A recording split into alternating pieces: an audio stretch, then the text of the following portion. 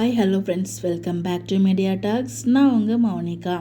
நம்ம பரிசர் பார்த்தீங்கன்னா பாட்டியோட மைண்ட் வாய்ஸ் உனக்கும் நான் பாட்டியாமா அப்படிங்கிற மாதிரி சொல்லுவாங்களே, மாமி பாட்டிமான்னு சொல்லும்போது எனக்கு அப்போ செம காமெடியாக இருந்துச்சு. அது ஆக்சுவலாக எபிசோடில் நான் பேசும்போது சொல்ல மறந்துட்டேன். அதுக்கப்புறம் ரைட்டரே பார்த்திங்கன்னா அதுக்காக ஒரு அப்டேட் கொடுத்துருந்தாங்க.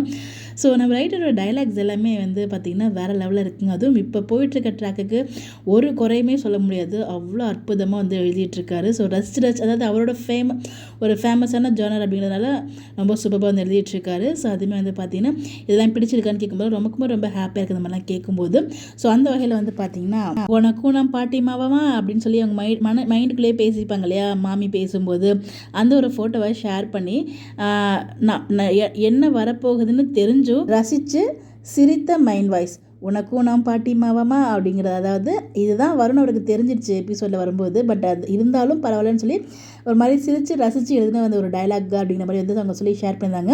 ஸோ அவர் எவ்வளோ என்ஜாய் பண்ணாரோ அதேமாதிரி நம்மளுமே என்ஜாய் பண்ண மாதிரி அந்த ஒரு டைலாகாக இருந்தாலும் நல்லா இருந்துச்சு.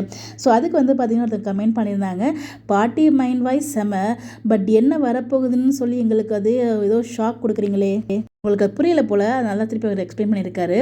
என்ன வரப்போகுதுன்னு தெரிஞ்சும் என்றால் என்னென்னா, நான் எழுதின வசனம் அந்த இடத்தில் என்னவா வரும்னு எனக்கு தெரிஞ்சும் எழுதினவனுக்கே சிரிப்பு வந்துடுச்சுன்னு சொன்னேங்க. அதாவது அங்கே தான் இப்படி தான் வரும்னு தெரிஞ்சும் எழுத எனக்கே சிரிப்பு வந்துடுச்சு அப்படிங்கிற மாதிரி தான் சொல்லியிருக்காரு. அதான் அங்கே மீன் பண்ணியிருக்காரு. பட் அது புரியாமல் பார்த்திங்கன்னா வரப்போகுதுன்னு சொன்னதால அவங்க பயந்துட்டாங்க. ஆத்தி இப்படியெல்லாம் தொட்ட நைட்டிக்கும் நெகட்டிவாக யோசிச்சா நீ பாவம், எல்லாத்துக்குமே நெகட்டிவாக யோசிச்சா நான் பாவம் இல்லை அப்படிங்கிற மாதிரி போட்டிருக்காங்க. இவ்வளோ நெகட்டிவாக இல்லைங்க, அவங்களுக்கு புரியாமல் ஒரு கொஸ்டின் கேட்டிருக்காங்க. அது மட்டும் இல்லாமல் ஏதாச்சும் ஆயிடுமோ, வீக்காக பிரிஞ்சிருவாங்களோ அப்படின்னு ஒரு பதட்டத்தில் தான் உங்கள்கிட்ட ஒரு கொஸ்டின்லாம் கேட்குறது. நீங்கள் தப்பாக எடுத்துக்காதீங்க. ஸோ ஓவராலாக பார்த்திங்கன்னா ரொம்ப சூப்பராக இருக்குது. டைலாக்ஸ் எல்லாத்தையுமே ஒரு மிகப்பெரிய ஒரு ஹேட்ஸ் ஆஃப் தான். எனக்கு ரொம்ப பிடிச்சி என்ஜாய் பண்ணி தாங்க பார்க்குறேன். யாரெல்லாம் என்ஜாய் பண்ணி பார்க்குறீங்கன்னு சொல்லி கமெண்ட் பண்ணுங்கள்.